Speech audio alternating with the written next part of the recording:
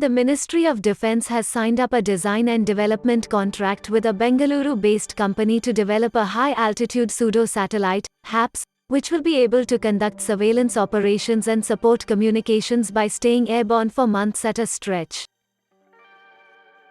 Mentored under the Ministry's Innovations for Defence Excellence initiative, the program has been supported by the Armed Forces and will see Hindustan Aeronautics Limited as the lead prototype development partner. New Space Research and Technologies signed the contract with Defence Ministry on Thursday, with plans in place to develop the first prototype for tests within the next 4 years. The first phase of the program will be undertaken by the startup with the seed funding by Defence Ministry, and the prototype development is likely by HAL as the lead partner. The estimated budget to develop the system is of 700 crore rupees, and it will be part of HAL's combat air teaming system that seeks to integrated airborne platforms with swarm drones and a high-altitude surveillance network.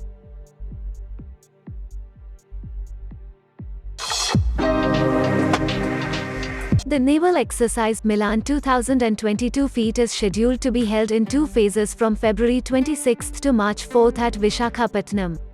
The sea phase will commence on March 1 and will include submarine hunting at sea. Planes, copters and warships and submarines will be involved in these war games in the Bay of Bengal. Some of the nations have confirmed and others participants will do it anytime. Expectedly on the invite list are the Quad countries US, Japan and Australia. The US and Russia have confirmed their participation. The theme this year is camaraderie, cohesion, collaboration, which aims to promote collective responsibilities of maritime security for ensuring safe and secure seas. Milan is a biennial multilateral naval exercise hosted by Indian Navy. For the first time, exercise is being held in Vishakhapatnam instead of Andaman and Nicobar Command because of the sheer scale of the exercise. For this exercise, a total of 46 countries have been invited, out of which over 35 countries have confirmed participation and the rest have responded positively to send their contingent. The aim of the exercise is to hone operational skills, imbibe best practices and procedures, and enable doctrinal learning in the maritime domain, which will see frigates and destroyers of participating countries. The Avangard is a hypersonic glide vehicle that assumed combat duty in December of 2019. It can be launched to the highest point on its flight path by a number of ICBMs, notably the RS-28 Sarmat, the country's newest and most sophisticated intercontinental ballistic missile. The Avangard glide vehicle has no onboard engine and relies on re-entry to achieve its high speeds. Russia has made significant strides in its hypersonic missile technology that has even been acknowledged by its arch-rival, the United States of America. In his 2018 State of the Nation speech, Russian President Vladimir Putin revealed a slew of new offensive hypersonic systems. Since then, Moscow has been regularly testing or deploying some of these weapons. Russia's strategic missile force is set to make the 2nd Regiment of UR-100N intercontinental ballistic missiles carrying Avangard hypersonic glide vehicles operational by the end of this year. The Avangard system has a top speed of Mach 20 and can carry a nuclear or conventional payload.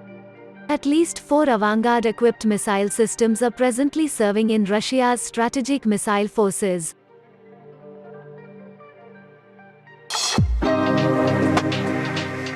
Pakistan's military partnership with India's eastern neighbor Myanmar is gathering momentum, with a senior-level military delegation from the Directorate of Military Procurement from the Southeast Asian country scheduled to visit Pakistan for pre-shipment inspection of arms.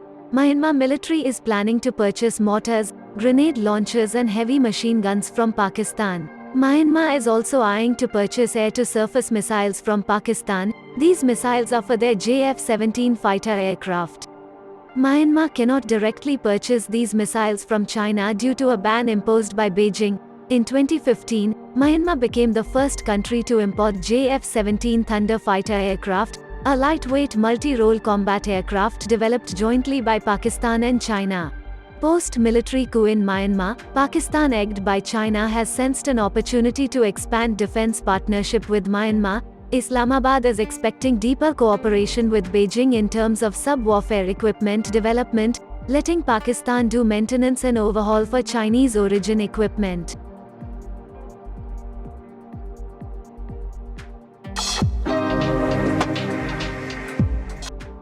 The Indian Air Force's search for the next multi-role aircraft is intensifying, with countries vying for India's 114 multi-role fighter aircraft contract. While the Rafale is regarded as the frontrunner in this race, the Saab Gripen is perceived as the dark horse by many experts. India has been looking for a 4.5 generation aircraft as part of the modernization of its air force over the few years. Saab has been aggressively lobbying to get this deal. In June 2021, Swedish Defence Minister Peter Hultqvist made a strong appeal to the Indian government for the new Swedish fighter jet, stressing that the contract was 100% supported by his government. India's Prime Minister and his Swedish counterpart are said to have also discussed the sale of Gripen fighter jets in one of their meetings. Saab claims that the AW suite is seamlessly integrated on every Gripen aircraft, allowing pilots to act independently without the assistance of a dedicated AW aircraft. Moreover, Gripen E was the first fighter jet to have an AESA radar placed on a rotating swash plate or repositioner. This extends the AESA's range and allows the pilot to aim at a target without actually pointing at it.